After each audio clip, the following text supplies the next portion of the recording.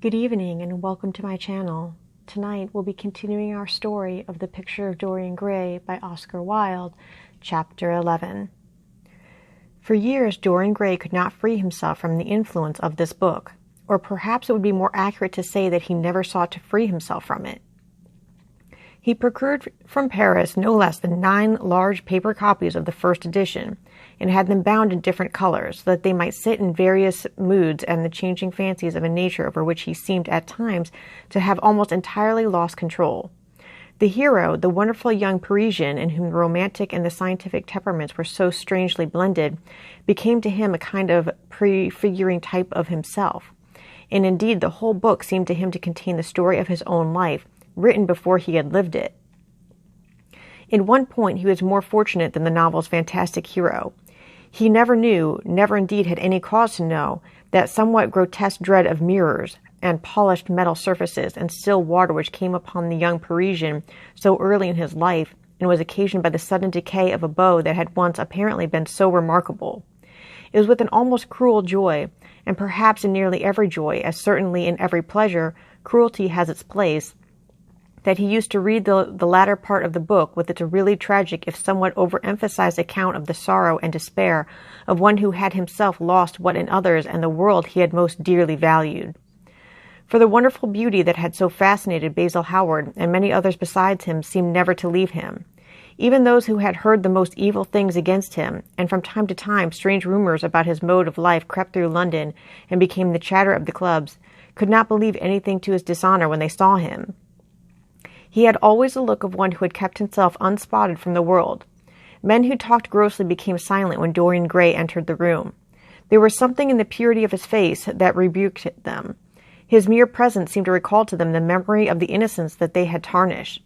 They wondered how one so charming and graceful as he was could have escaped the stain of an age that was at once sordid and sensual.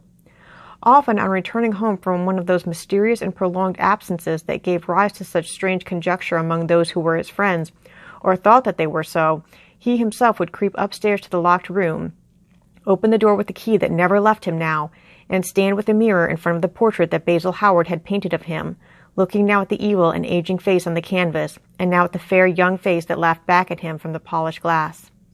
The very sharpness of the contrast used to quicken his sense of pleasure. He grew more and more enamored of his own beauty, more and more interested in the corruption of his own soul. He would examine with minute care, and sometimes with a monstrous and terrible delight, the hideous lines that seared the wrinkling forehead or crawled around the heavy sensual mouth, wondering sometimes which were the more horrible, the signs of sin or the signs of age. He would place his white hands beside the coarse, bloated hands of the picture and smile. He mocked the misshapen body and the failing limbs. There were moments, indeed, at night, when lying sleepless in his own delicately scented chamber, or in the sordid room of the little ill-famed tavern near the docks, which under an assumed name and in disguise it was his habit to frequent, he would think of the ruin he had brought upon his soul with a pity that was all the more poignant because it was purely selfish. But moments such as these were rare. That curiosity about life which Lord Henry had first stirred in him as they sat together in the garden of their friend seemed to increase with gratification. The more he knew, the more he desired to know. He had mad hungers that grew more ravenous as he fed them. Yet he was not really reckless, at any rate in his relations to society. Once or twice every month during the winter, and on each Wednesday evening while the season lasted, he would throw open to the world his beautiful house and have the most celebrated musicians of the day to charm his guests with the wonders of their art. His little dinners, in the setting of which Lord Henry always assisted him, were noted as much for the careful selection and placing of those invited as for the exquisite taste shown in the decoration of the table, with its subtle symphonic arrangement of exotic flowers and embroidered cloths and antique plate of gold and silver. Indeed, there were many, especially among the very young men, who saw or fancied that they saw in Dorian Gray the true realization of a type of which they had often dreamed in Eton or Oxford days, a type that was to combine something of the real culture of the scholar with all the grace and distinction and perfect manner of a citizen of the world. To them he seemed to be of the company of those whom Dante describes as having sought to make themselves perfect by the worship of beauty. Like Gautier, he was one for whom the visible world existed. And certainly to him life itself was the first, the greatest of the arts, and for it all the other arts seemed to be but a preparation. fashion by which what is really fantastic becomes for a moment universal, and dandyism, which in its own way is an attempt to assert the absolute modernity of beauty, had of course their fascination for him. His mode of dressing and the particular styles that from time to time he affected had their marked influence on the young exquisites of the Mayfair balls and Pall Mall Club windows, who copied him in everything that he did and tried to reproduce the accidental charm of his graceful, though to him only half-serious, fopperies. For while he was but too ready to accept the position that was almost immediately offered to him on his coming of age, and found indeed a subtle pleasure in the thought that he might really become to the London of his own day what to imperial Neronian Rome the author of the Satyricon once had been, yet in his inmost heart he desired to be something more than a mere arbiter elegantarium, to be consulted on the wearing of a jewel, or the knotting of a necktie, or the conduct of a cane. He sought to elaborate some new scheme of life that would have its reasoned philosophy and its ordered principles, and find in the spiritualizing of the senses its highest realization. The worship of the senses has often, and with much justice, been decried, men feeling a natural instinct of terror about passions and sensations that seem stronger than themselves, and that they are conscious of sharing with the less highly organized forms of existence. But it appeared to Dorian Gray that the true nature of the senses had never been understood, and that they had remained savage and animal merely because the world had sought to starve them into submission, or to kill them by pain, instead of aiming at making them elements of a new spirituality, of which a fine instinct for beauty was to be the dominant characteristic. As he looked back upon man moving through history, he was haunted by a feeling of loss. So much had been surrendered, and to such little purpose. There had been mad, willful rejections, monstrous forms of self-torture and self-denial, whose origin was fear and whose result was a degradation infinitely more terrible than that fancied degradation from which, in their ignorance, they had sought to escape. Nature, in her wonderful irony, driving out the anchorite to feed with the wild animals of the desert and giving to the hermit the beasts of the field as his companions. Yes, there was to be, as Lord Henry had prophesied, a new hedonism that was to recreate life and to save it from that harsh, uncomely Puritanism that is having in our own day its curious revival. It was to have its service of the intellect, certainly, yet it was never to accept any theory or system that would involve the sacrifice of any mode of passionate experience. Its aim, indeed, was to be experience itself, and not the fruits of experience, sweet or bitter as they might be. Of the asceticism that deadens the senses, as of the vulgar profligacy that dulls them, it was to know nothing. But it was to teach man to concentrate himself upon the moments of a life that is itself but a moment. There are few of us who have not sometimes wakened before dawn, either after one of those dreamless nights that make us almost enamored of death, or one of those nights of horror as misshapen joy, when through the chambers of the brain sweep phantoms more terrible than reality itself, and instinct with that vivid life that lurks in all grotesque and that lends to Gothic art its enduring vitality. This art being, one might fancy, especially the art of those whose minds have been troubled with the malady of reverie. Gradually white fingers creep through the curtains, and they appear to tremble. In black fantastic shapes, dumb shadows crawl into the corners of the room and crouch there. Outside there is the stirring of birds among the leaves, or the sound of men going forth to their work, or the sigh and sob of the wind coming down from the hills and wandering round the silent house, as though it feared to wake the sleepers, and yet must needs call forth sleep from her purple cave. Veil after veil of thin, dusky gauze is lifted, and by degrees the forms and colors of things are restored to them, and we watch the dawn remaking the world in its antique pattern. The wan mirrors get back their mimic life. The flameless tapers stand where we had left them, and beside them lies the half-cut book that we had been studying, or the wide flower that we had worn at the ball, or the letter that we had been afraid to read, or that we had read too often. Nothing seems to us changed. Out of the unreal shadows of the night comes back the real life that we had known. We have to resume it where we had left off, and there steals over us a terrible sense of the necessity for the continuance of energy in the same wearisome round of stereotyped habits, or a wild longing, it may be, that our eyelids might open some morning upon a world that had been refashioned anew in the darkness for our pleasure. A world in which things would have fresh shapes and colors and be changed, or have other secrets. A world in which the past would have little or no place, or survive at any rate, in no conscious form of obligation or regret. The remembrance even of joy having its bitterness, and the memories of pleasure their pain.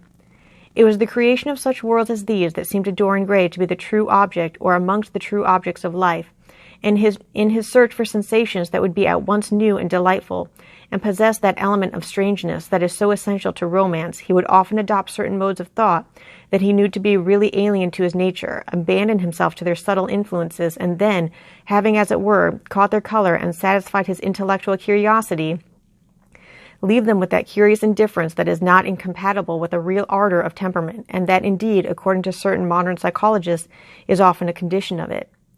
It was rumored of him once that he was about to join the Roman Catholic communion, and certainly the Roman ritual had always a great attraction for him.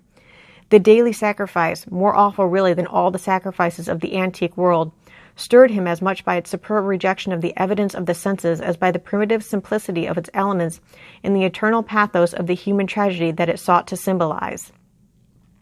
He loved to kneel down on the cold marble pavement and watch the priest in his stiff-flowered dalmatic, slowly and with white hands moving aside the veil of the tabernacle, or raising aloft the jeweled lantern-shaped monstrance, with that pallid wafer that at times one would fain think is indeed the panis celestis, the bread of angels, or robed in the garments of the Passion of Christ, breaking the host into the chalice and smiting his breast for his sins. The fuming censers at the grave boys in their lace and scarlet tossed into the air like great gilt flowers had their subtle fascination for him. As he passed out, he used to look with wonder at the black confessionals and long to sit in the dim shadow of one of them and listen to men and women whispering through the worn grating the true story of their lives. But he never fell into the error of arresting his intellectual development by any formal acceptance of creed or system, or of mistaking for a house in which to live an inn that is but suitable for the sojourn of a night, or for a few hours of a night in which there are no stars and the moon is in travail.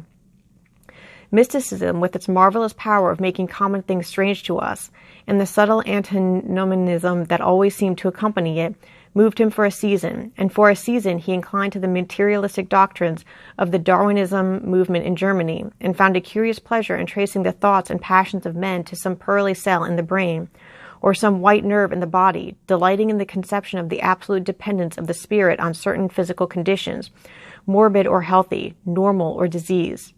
Yet, as he has been said of him before, no theory of life seemed to him to be of any importance compared with life itself. He felt keenly conscious of how barren all intellectual speculation is when separated from action and experiment.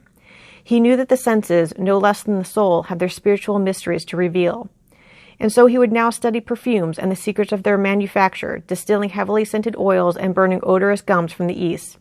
He saw that there was no mood of the mind that had not its counterpart in the sensuous life, and set himself to discover their true relations, wondering what there was in frankincense that made one mystical, and in ambergris that stirred one's passions, and in violets that woke the memory of dead romances, and in musk that troubled the brain, and in champak that stained the imagination, and seeking often to elaborate a real psychology of perfumes, and to estimate the several influences of sweet-smelling roots and scented, pollen-laden flowers, of aromatic balms and of dark and fragrant woods, of spikenard that sickens, of hovenia that makes men mad, and of aloes that are said to be able to expel melancholy from the soul.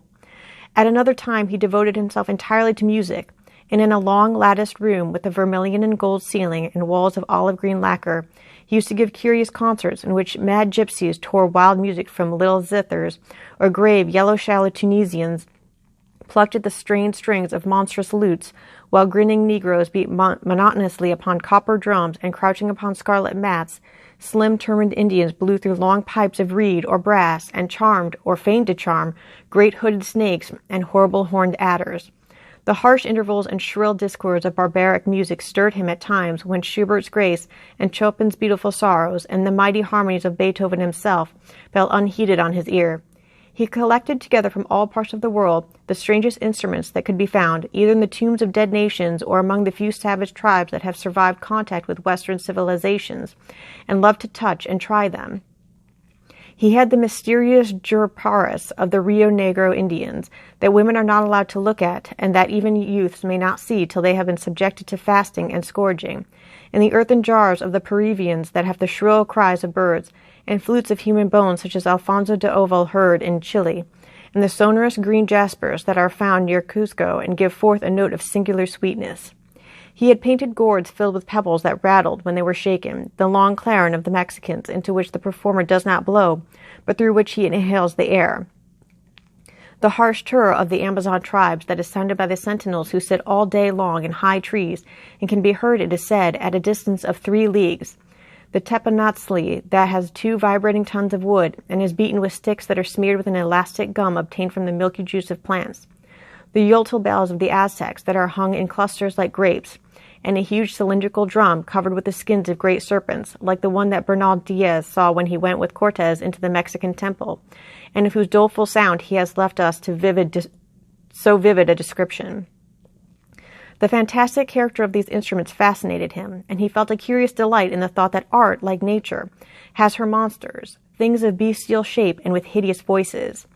Yet after some time he wearied of them, and would sit in his box at the opera, either alone or with Lord Henry, listening in rapt pleasure to Tannhauser, and seeing in the prelude to that great work of art a presentation of the tragedy of his own soul. On one occasion he took up the study of jewels, and appeared at a costume ball as Anne de Joyeuse, Admiral of France, in a dress covered with 560 pearls. This taste enthralled him for years, and indeed may be said never to have left him. He would often spend a whole day settling and resettling in their cases the various stones that he had collected, such as the olive-green cross-beryl that turns red by lamplight, the chymophane with its wire-like line of silver, the pistachio-colored peridot, rose-pink and wine-yellow topazes, carbuncles of fiery scarlet with tremulous 4-rayed stars, flame-red cinnamon stones, orange and violet spinels, and amethysts with their alternate layers of ruby and sapphire. He loved the red gold of the sunstone, and the moonstone's pearly whiteness, and the broken rainbow of the milky opal. He procured from Amsterdam 3 emeralds of extraordinary size and richness of color, and a turquoise de la Vale Roche that was the envy of all the connoisseurs. He discovered wonderful stories also about jewels. In Alfonso's Clerical Disciplina, a serpent was mentioned with eyes of real jacinth, and in the romantic history of Alexander, the conqueror of Amantia was said to have found in the Vale of Jordan snakes with collars of real emeralds growing on their backs. There was a gem in the brain of the dragon, Philostratus told us, and by the exhibition of golden letters and a scarlet robe, the monster could be thrown into a magical sleep and slain. According to the great alchemist, Pierre de Boniface, the diamond rendered a man invisible, and the agate of India made him eloquent. The cornelian appeased anger, and the hyacinth provoked sleep, and the amethyst drove away the fumes of wine. The garnet cast out demons, and the hydropicus deprived the moon of her color. The selenite waxed and waned with the moon, and the melicus that discovers thieves could be affected only by the blood of kids. Leonardus Camillus had seen a white stone taken from the brain of a newly killed toad that was certain antidote against poison. The bezoar that was found in the heart of the Arabian deer was a charm that could cure the plague. In the nest of Arabian birds was the aspilates that, according to Democritus, kept the wearer from any danger by fire. The king of Celion rode through his city with a large ruby in his hand as the ceremony of his coronation. The gates of the palace of John the priest were made of sardius with the horn of the horned snake inwrought so that no man might bring poison within. Over the gable were 2 golden apples in which were 2 carbuncles, so that the gold might shine by day and the carbuncles by night. In Lodge's strange romance, A Marguerite of America, it was stated that in the chamber of the queen one could behold all the chaste ladies of the world enchased out of silver, looking through fair mirrors of chrysolites, carbuncles, sapphires, and green emeralds. Marco Polo had seen the inhabitants of Zibangu place rose-colored pearls in the mouths of the dead. A sea monster had been enamored of the pearl that the diver brought to King Peroses, and had slain the thief and mourned for 7 moons over its loss. When the Huns lured the king into the great pit, he flung it away. Procopius tells the story, nor was it ever found again through the Emperor Anastasius offered 500 weight of gold pieces for it. The king of Malabar had shown to a certain Venetian a rosary of 304 pearls, one for every god that he worshipped.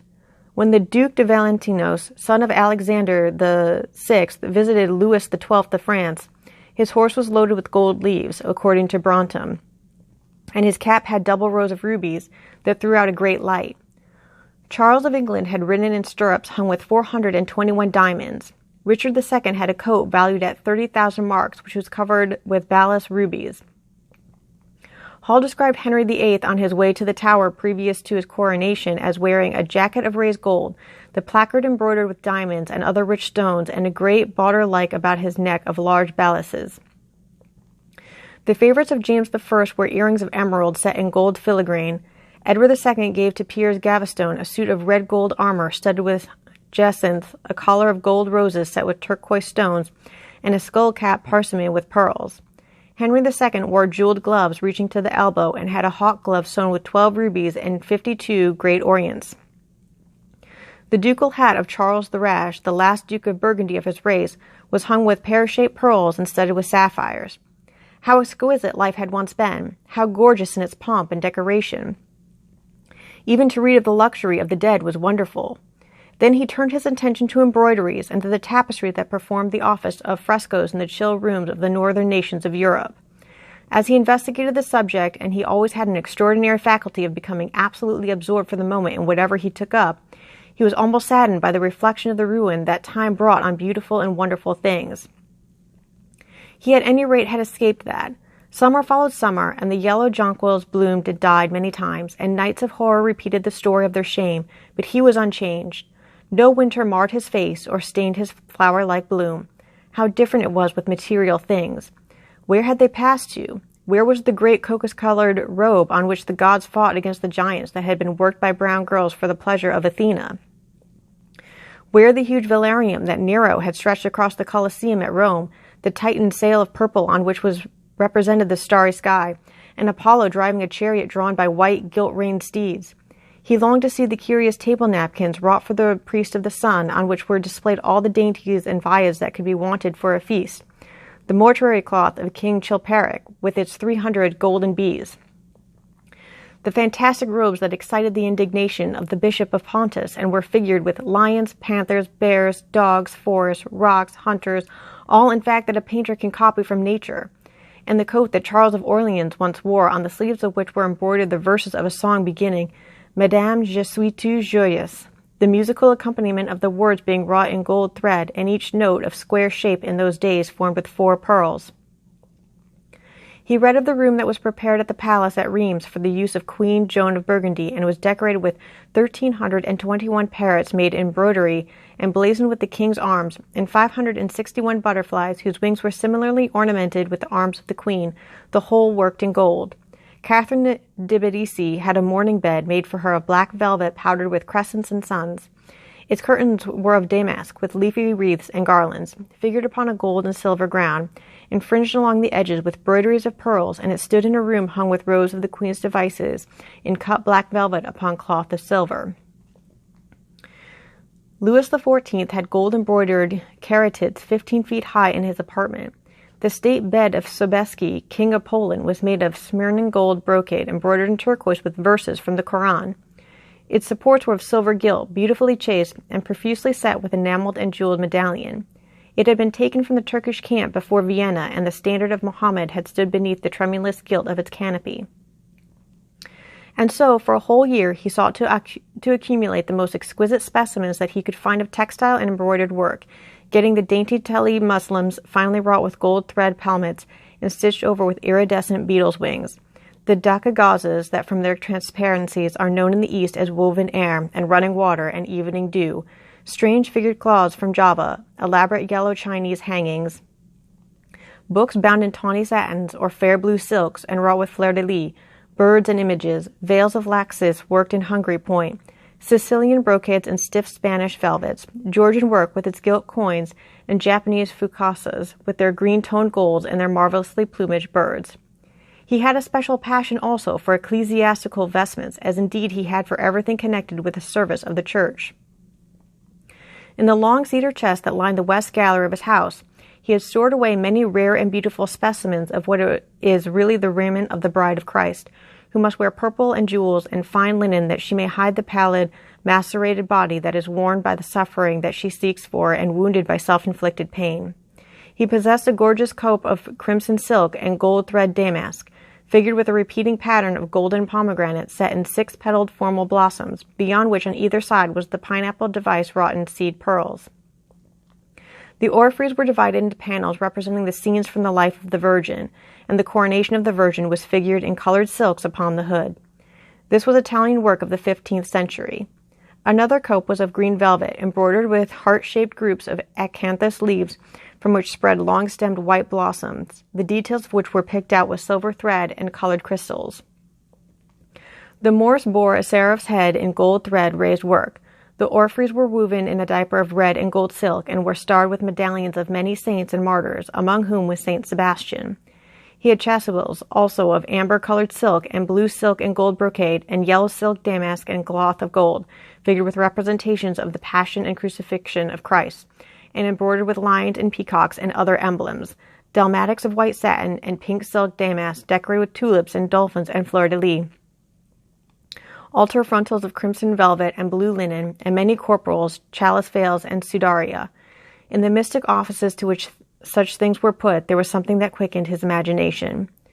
For these treasures and everything that he collected in his lovely house were to be to him means of forgetfulness, modes by which he could escape for a season from the fear that seemed to him at times to be almost too great to be borne. Upon the walls of the lonely locked room where he had spent so much of his boyhood, he had hung with his own hands the terrible portrait whose changing features showed him the real degradation of his life, and in front of it had draped the purple and gold pale as a curtain. For weeks he would not go there, would forget the hideous painted thing, and get back his light heart, his wonderful joyousness, his passionate absorption in mere existence.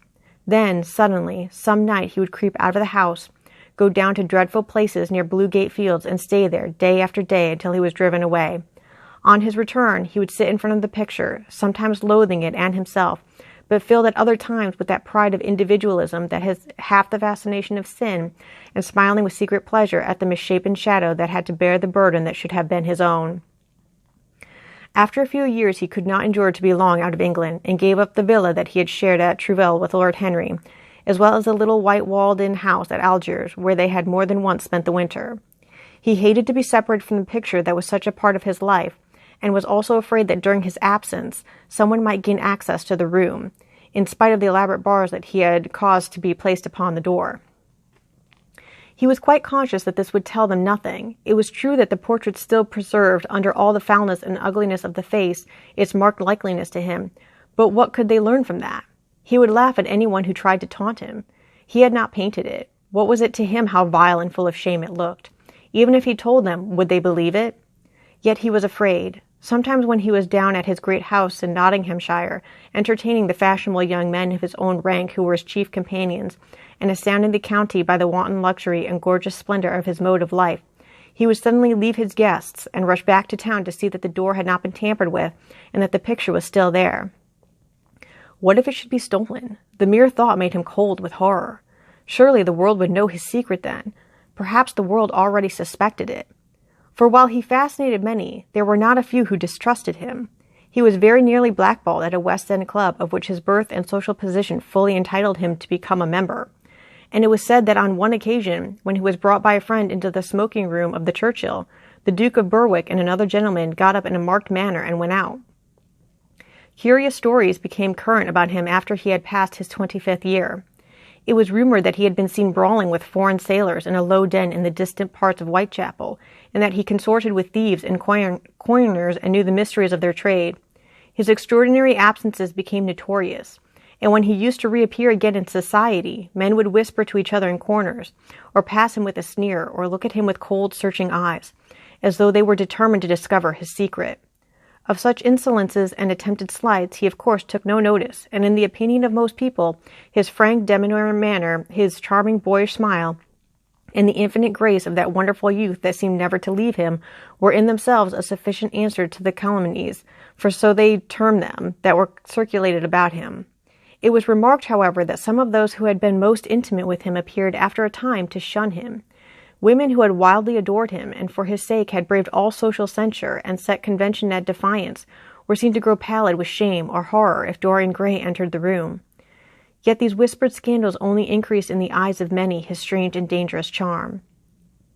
His great wealth was a certain element of security. Society, civilized society at least, is never very ready to believe anything to the detriment of those who are both rich and fascinating. It feels instinctively that manners are of more importance than morals, and in its opinion the highest respectability is of much less value than the possession of a good chef. And after all, it is a very poor consolation to be told that the man who has given one a bad dinner or poor wine is irreproachable in his private life. Even the cardinal virtues cannot atone for half-cold entrees, as Lord Henry remarked once in a discussion on the subject, and there is possibly a good deal to be said for his view. For the canons of good society are, or should be, the same as the canons of art. Form is absolutely essential to it. It should have the dignity of a ceremony as well as its unreality, and should combine the insincere character of a romantic play with the wit and beauty that make such plays delightful to us. Is insincerity such a terrible thing? I think not. It is merely a method by which we can multiply our personalities. Such, at any rate, was Dorian Gray's opinion. He used to wonder at the shallow psychology of those who conceive the ego in man as a thing simple, permanent, reliable, and of one essence. To him, man was a being with myriad lives and myriad sensations, a complex, multiform creature that bore within itself strange legacies of thought and passion, and whose very flesh was tainted with the monstrous maladies of the dead. He loved to stroll through the gaunt, cold picture gallery of his country house and look at the various portraits of those whose blood flowed in his veins. Here was Philip Herbert, described by Francis Osborne in his memoirs on the reigns of Queen Elizabeth and King James, as one who was caressed by the court for his handsome face, which kept him not long company. Was it young Herbert's life that he sometimes led? Had some strange poisonous germ crept from body to body till it had reached his own? Was it some dim sense of that ruined grace that had made him so suddenly and almost without cause give utterance in Basil Howard's studio to the mad prayer that had so changed his life? Here, in gold-embroidered red doublet, jewelled surcoat, and gilt-edged ruff and wristbands, stood Sir Anthony Sherard, with his silver and black armor piled at his feet. What had this man's legacy been? Had the lover of Giovanna of Naples bequeathed him so inheritance of sin and shame? Were his own actions merely the dreams that the dead man had not dared to realize? Here, from the fading canvas, smiled Lady Elizabeth Devereux, in her gauze hood, pearl stomacher, and pink-slashed sleeves. A flower was in her right hand, and her left clasped an enameled collar of white and damask roses. On a table by her side lay a mandolin and an apple. There were large green rosettes upon her little pointed shoes. He knew her life and the strange stories that were told about her lovers. Had he something of her temperament in him? These oval, heavy-lidded eyes seemed to look curiously at him. What of George Willoughby, with his powdered hair and fantastic patches? How evil he looked! The face was saturnine and swarthy, and the sensual lips seemed to be twisted with disdain. Delicate lace ruffles fell over the lean yellow hands that were so overladen with rings. He had been a macaroni of the 18th century, and the friend in his youth of Lord Ferrars. What of the second Lord Beckenham, the companion of the Prince Regent in his wildest days, and one of the witnesses at the secret marriage with Mrs. Fitzherbert? How proud and handsome he was, with his chestnut curls and insolent pose! What passions had he bequeathed? The world had looked upon him as infamous. He had led the orgies at Carlton House. The Star of the Garter glittered upon his breast. Beside him hung the portrait of his wife, a pallid, thin-lipped woman in black. Her blood also stirred within him. How curious it all seemed! And his mother with her Lady Hamilton face and her moist, wine-dashed lips. He knew what he had got from her. He had got from her his beauty and his passion for the beauty of others. She laughed at him in her loose bacchante dress. There were vine leaves in her hair. The purple spilled from the cup she was holding. The carnations of the painting had withered, but the eyes were still wonderful in their depth and brilliancy of color. They seemed to follow him wherever he went. Yet one had ancestors in literature as well as in one's own race, nearer perhaps in type and temperament, many of them, and certainly with an influence of which one was more absolutely conscious. There were times when it appeared to Dorian Gray that the whole of history was merely the record of his own life, not as he had lived it in act and circumstance, but as his imagination had created it for him, as it had been in his brain and his passions. He felt that he had known them all, those strange, terrible figures that had passed across the stage of the world and made sin so marvelous and evil so full of subtlety. It seemed to him that in some mysterious way their lives had been his own. The hero of the wonderful novel that had so influenced his life had himself known this curious fancy. In the 7th chapter he tells how, crowned with laurel, lest lightning might strike him, he had sat as Tiberius in a garden at Capri, reading the shameful books of Elephantis, while dwarfs and peacocks strutted round him, and the flute-player mocked the swinger of the censer, and as Caligula had caroused with the green-shirted jockeys in their stables and supped in an ivory manger with the jewel-frontleted horse, and as Domitian had wandered through a corridor lined with marble mirrors, looked round with haggard eyes for the reflection of the dagger that was to end his days, and sick with that ennui, that terrible tedium vitae that comes on those to whom life denies nothing, and had peered through a clear emerald at the red shambles of the circus, and then, in a litter of pearl and purple drawn by silver-shod mules, been carried to the street of pomegranates to a house of gold, and heard men cry on Nero Caesar as he passed by, and as Elagabalus had painted his face with colors, and plied the distaff among the women, and brought the moon from Carthage, and given her in mystic marriage to the sun. Over and over again, Dorian used to read this fantastic chapter, and the 2 chapters immediately following, in which, as in some curious tapestries or cunningly wrought enamels, were pictured the awful and beautiful forms of those whom vice and blood and weariness had made monstrous or mad. Filippo, Duke of Milan, who slew his wife and painted her lips with a scarlet poison that her lover might suck death from the dead thing he fondled. Pietro Barber, the Venetian, known as Paul II, who sought in his vanity to assume the title of Formosus, and whose tiara, valued at 200,000 florins, was bought at the price of a terrible sin. Gian Maria Visconti, who used hounds to chase living men, and whose murdered body was covered with roses by a harlot who had loved him.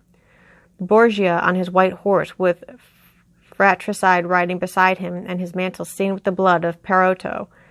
Pietro Riario, the young Cardinal Archbishop of Florence, child and minion of Sixtus IV, whose beauty was equaled only by his debauchery, and who received Leonora of Aragon in a pavilion of white and crimson silk, filled with nymphs and centaurs, and gilded a boy that he might serve at the feast as Ganymede or Hylas. Ezelin, whose melancholy could be cured only by the spectacle of death, and who had a passion for red blood, as other men have for red wine, the son of the fiend, as we reported, and one who had cheated his father at dice when gambling with him for his own soul. Giambattista Cibo, who in mockery took the name of innocent, and into whose torpid veins of blood the 3 lads was infused by a Jewish doctor. Sigismondo Malatesta, the lover of Isotta and the lord of Rimini, whose effigy was burned at Rome as the enemy of God and man, who strangled Polynessa with a napkin, and gave poison to Ginevra d'Este in a cup of emerald, and in honor of a shameful passion built a pagan church for Christian worship.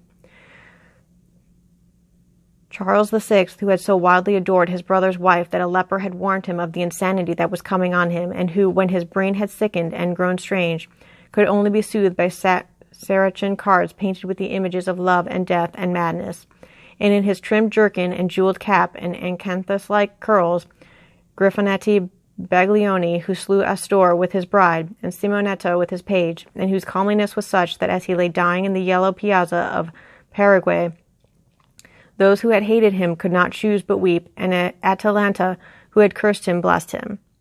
There was a horrible fascination in them all. He saw them at night, and they troubled his imagination in the day. The Renaissance knew of strange manners of poisoning by a helmet and a lighted torch, by an embroidered glove and a jeweled fan, by a gilded pomander and by an amber chain. Dorian Gray had been poisoned by a book. There were moments when he looked on evil simply as a mode through which he could realize his conception of the beautiful. Thus ends Chapter 11.